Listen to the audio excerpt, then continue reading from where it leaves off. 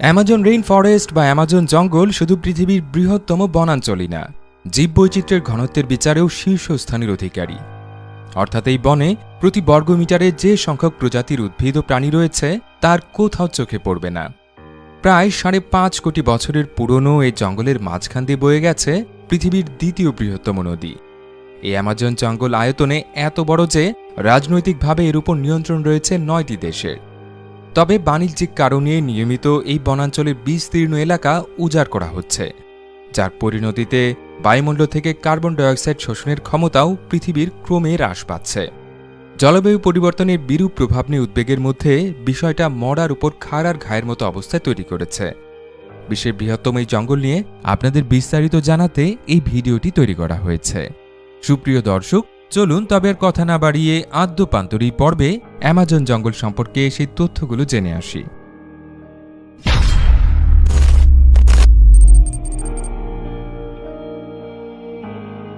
বিজ্ঞানীদের গবেষণা অনুযায়ী বিশ্বের বৃহত্তম এই জঙ্গলটির সৃষ্টি হয়েছিল আনুমানিক 5.5 কোটি বছর আগে।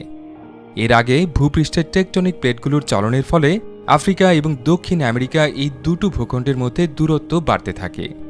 দুই মহাদেশের মধ্যবর্তী আটলান্টিক মহাসাগরের আয়তনও একই সাথে বৃদ্ধি পায়। একই সময় পৃথিবীর ক্রান্তীয় এলাকার তাপমাত্রা এবং সেখানে বৃষ্টিপাতের পরিমাণও বেড়ে যায়, যার ফলে অ্যামাজন নদীর অববাহিকায় বিশাল এই বনাঞ্চলটির সৃষ্টি হয়। সূচনা থেকে পূর্ণাঙ্গ জঙ্গলে পরিণত হতে অ্যামাজনের সময় লেগেছিল প্রায় 2 কোটি বছর। অবশ্য বাণিজ্যিক কারণে বনাঞ্চল ধ্বংস শুরুর আগে দক্ষিণ আমেরিকার পুরো পূর্ব উপকূল জুড়ে এই জঙ্গলের বিস্তৃতি ছিল। আনুষ্ঠানিক হিসেবে অ্যামাজন জঙ্গলের বর্তমান আয়তন প্রায় 55 লাখ বর্গ কিলোমিটার বা 21 লাখ বর্গমাইল। অর্থাৎ আয়তনে এই জঙ্গলটি প্রায় 40টি বাংলাদেশের সমান। অ্যামাজন জঙ্গলটি যদি কোনো একক রাষ্ট্র হতো তবে আয়তন এটি বিশ্বের 9ম বৃহত্তম রাষ্ট্রের স্বীকৃতি অর্জন করত। আগে যেমনটা জানানো হয়েছে, অ্যামাজন বিশ্বের বৃহত্তম জঙ্গল। আরও নিখুঁত করে বললে অ্যামাজন জঙ্গল বিশ্বের বৃহত্তম ট্রপিক্যাল রেইন ফরেস্ট বা ক্রান্তীয় বর্ষাপ্রবণ বনাঞ্চল। সাধারণত অ্যামাজন জঙ্গলের কথা শুনলেই মানুষের কল্পনায় ব্রাজিল দেশটির নাম ভেসে আসে। কিন্তু অ্যামাজন নদীর অববাহিকা জুড়ে বিস্তৃত অ্যামাজন জঙ্গলের রাজনৈতিক নিয়ন্ত্রণ মূলত 9টি দেশের হাতে রয়েছে। যদিও শতকরা প্রায় 60% বনাঞ্চলের নিয়ন্ত্রণধারী ব্রাজিলের সীমানাতেই জঙ্গলটির বেশিরভাগ এলাকা বিদ্যমান। এছাড়া অন্য 8টি দেশের মধ্যে পেরুর নিয়ন্ত্রণে রয়েছে শতকরা প্রায় 13% জঙ্গল। শতকরা প্রায় 8% নিয়ন্ত্রণ নিয়ে বলিভিয়া আছে তৃতীয় অবস্থানে। শতকরা 7 এবং 6% কিছু বেশি এলাকা নিয়ন্ত্রণে থাকায় কলম্বিয়া এবং ভেনিজুয়েলা রয়েছে যথাক্রমে চতুর্থ এবং পঞ্চম অবস্থানে।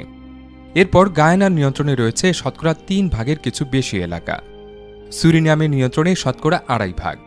তালিকার 8ম এবং 9ম স্থানে রয়েছে যথাক্রমে ফ্রেঞ্চ গায়ানা এবং ইকুয়েডর। এই দুটো দেশের নিয়ন্ত্রণে রয়েছে শতকরা 1.4 এবং শতকরা 1% বনাঞ্চল। বিশ্বের বৃহত্তম ক্রান্তীয় জঙ্গলের বুক চিরে বয়ে চলেছে বিশ্বের বৃহত্তম নদীগুলোর একটি। প্রায় 7,000 কিলোমিটার দৈর্ঘ্য বিশিষ্ট অ্যামাজন বিশ্বের দীর্ঘতম নদীর তালিকায় দ্বিতীয় অবস্থানে রয়েছে। মিশরে অবস্থিত নীল নদের দৈর্ঘ্য অ্যামাজনের চেয়ে বেশি, কিন্তু পানি প্রবাহের হিসেবে অ্যামাজনের ধারে কাছেও কোনো নদ নদী নেই। এই নদীর মোহনা দিয়ে প্রতি সেকেন্ডে প্রায় 21 কোটি লিটার পানি আটলান্টিক মহাসাগরে গিয়ে পড়ে। বিশ্বের বৃহত্তম নদ নদীর তালিকায় পরবর্তী 7টি সম্মিলিত জলপ্রবাহ এর চেয়ে কম।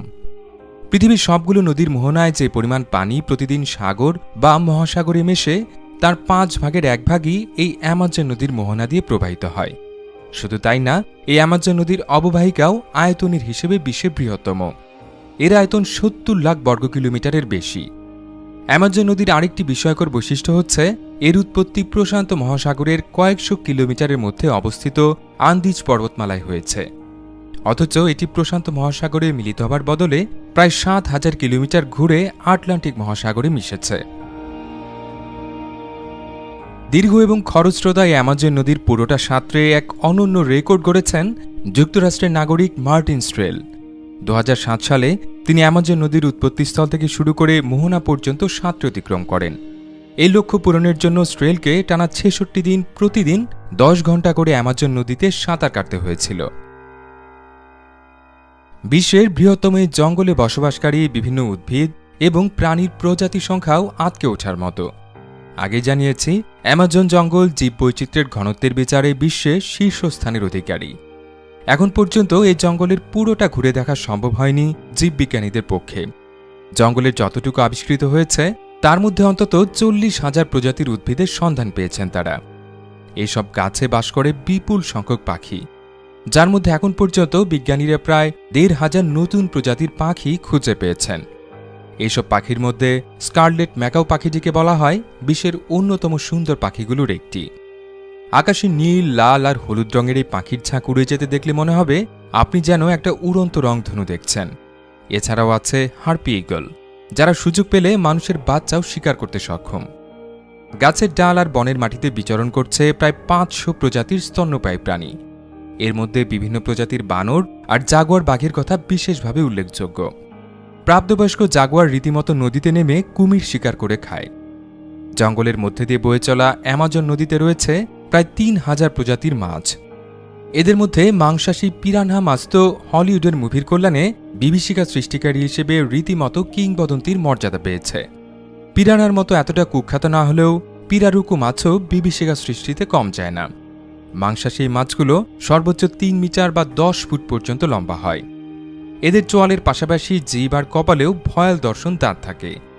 অ্যামাজন জঙ্গলে বসবাসকারী উভচর প্রাণীদের মধ্যে পয়জন ডার্ট ফ্রগ উল্লেখযোগ্য। সোনালি, সবুজ, নীল বা টকটকে লাল রঙের এই ব্যাঙের ত্বক থেকে প্রচণ্ড বিষাক্ত একটি পদার্থ নিঃসৃত হয়। প্রাকৃতিক সেই বিষ সংগ্রহ করে শিকারে ব্যবহার করেন অ্যামাজনের বিভিন্ন আদিবাসী গোত্রের সদস্যরা। টেকটনিক প্লেটের চলনের কারণে আফ্রিকা এবং দক্ষিণ আমেরিকা ভূখণ্ড দুটো আলাদা হয়ে গেছে কয়েক কোটি বছর আগে।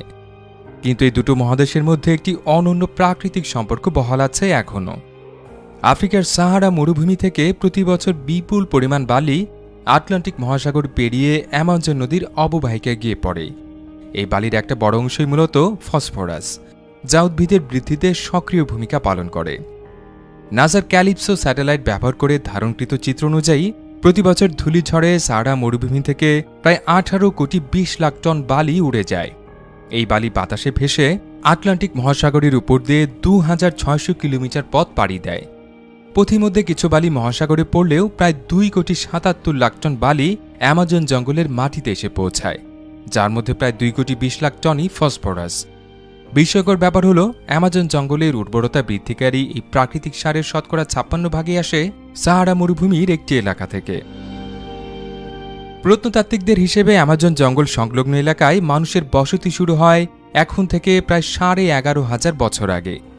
এরপর প্রায় 10,000 বছর উত্তর ও দক্ষিণ আমেরিকা সম্পর্কে ইউরোপ, এশিয়া এবং আফ্রিকার অধিবাসীদের কোনো ধারণাই ছিল না। এই অজ্ঞতার অবসান ঘটে 15 শতকে, যখন ক্রিস্টোফার কলম্বাস আমেরিকায় পদার্পণ করেন। ওই সময় অ্যামাজন সংলগ্ন এলাকায় প্রায় 50 লাখ মানুষ বসবাস করতেন। তারপর স্প্যানিশ ঔপনিবেশিকদের হাতে আদিবাসীদের নিশ্চিহ্ন হবার কাহিনী সবারই জানা। তবে এর আগ পর্যন্ত সেখানে বিদ্যমান আদিবাসী সংস্কৃতিগুলো ছিল যেমন বনেদি তেমনি ঐতিহ্যবাহী। 21 শতকে বিজ্ঞানীরা অ্যামাজন জঙ্গলে কিছু স্থাপনা খুঁজে পান, যেগুলো খ্রিস্টাব্দ 1ম শতকে নির্মিত বলে ধারণা করা হচ্ছে।